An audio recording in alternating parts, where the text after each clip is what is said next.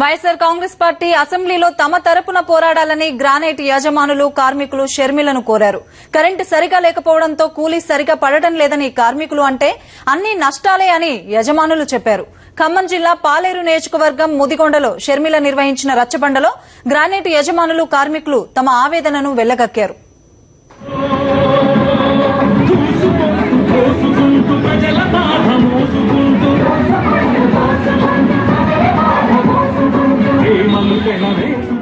నెలలో 10 నుంచి 12 రోజులే గ్రానైట్ పరిశ్రమకు కరెంట్ ఇస్తున్నారని యజమానులు షర్మిల దగ్గర ఆవేదన వ్యక్తం చేశారు. 2009-10లో గ్రానైట్ ఫ్యాక్టరీకి 1,20,000 నుంచి 1,30,000 వచ్చేదని, ఇప్పుడు 10 నుంచి 12 రోజులకే దాదాపు 2 లక్షల రూపాయల బిల్లు వస్తోందని ఆవేదన వ్యక్తం చేశారు. దీంతో రేట్లు పెంచడం వలన బయ్యర్లు పక్క రాష్ట్రాలకు వెళుతున్నారని తెలిపారు. మైనింగ్ రాయల్టీ కూడా గతంలో 1,700 రూపాయలు ఒక క్యూబిక్ మీటర్ ఉండేది మేడం.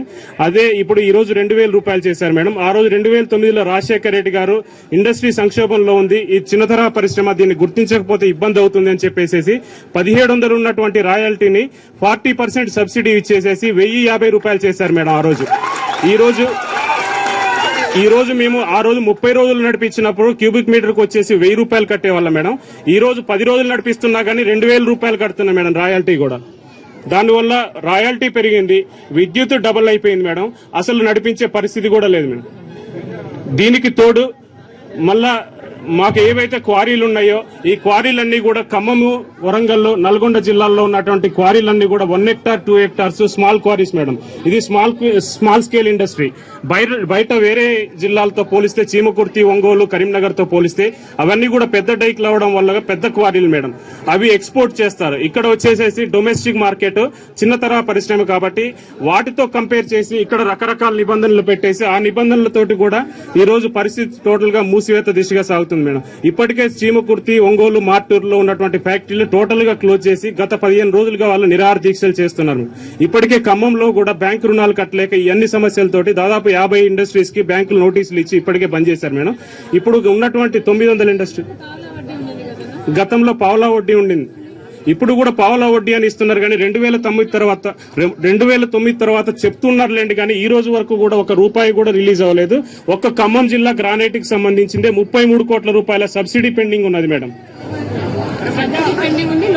లోన్ కూడా ఇవ్వట్లేదు. వైఎస్ఆర్ హయాంలో 300 రూపాయలకు పైగా కూలీ వచ్చేదని, ఇప్పుడు 100 నుంచి 150 రూపాయలే వస్తోందని ఆవేదన వ్యక్తం చేశారు కూలీలు. కరెంటు కోతల వల్ల ఒక రోజు పని ఉంటే ఒక రోజు పని ఉండలేదు. దానివల్ల ఒక రోజు సొంత ఛార్జీలతోనే ఇంటికి వెళ్లిపోవడం జరుగుతుంది. మేము ఖమ్మం జిల్లా గ్రామ మూల ప్రాంతాల నుంచి వచ్చిన వాళ్ళం. మాకు కిరాయి ఇళ్లలోనే ఉంటున్నాం. మాకు ఇళ్ల స్థలాలు ఇస్తున్నారు. 2-3 సార్లు దరఖాస్తులు పెట్టుకున్నాం, అవి కూడా ఇవ్వలేదు. ఇల్లు రూములు 2,000 నుంచి 3,000 దాకా ఇల్లు రూములు ఉన్నాయి. ఈ రేట్లు ఉన్నాయి. ఈ వచ్చిపోయే కరెంటు వల్ల మేము ఈ గ్రానైట్ పని చేయలేకపోతున్నాం. చాలా కష్టంగా ఉంది. కిలో బియ్యం 40 రూపాయలు. ఉప్పు పప్పు ధరలు చూస్తే చాలా రేట్లు పెరిగాయి.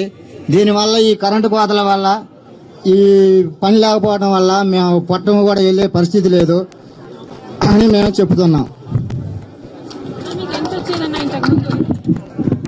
ఇంతకుముందు రోజుకి 300, 350, 400 అట్లా వచ్చాయి. ఇప్పుడు 200, 150 కూడా రావట్లేదు. రేషన్ కార్డులు, ఇళ్లు కూడా లేవని గ్రానైట్ కూలీలు ఆవేదన వ్యక్తం చేశారు. తమకు సాయపడాలని షర్మిలను కోరారు. రాజా రమేష్, ఖమ్మం జిల్లా, సాక్షి న్యూస్.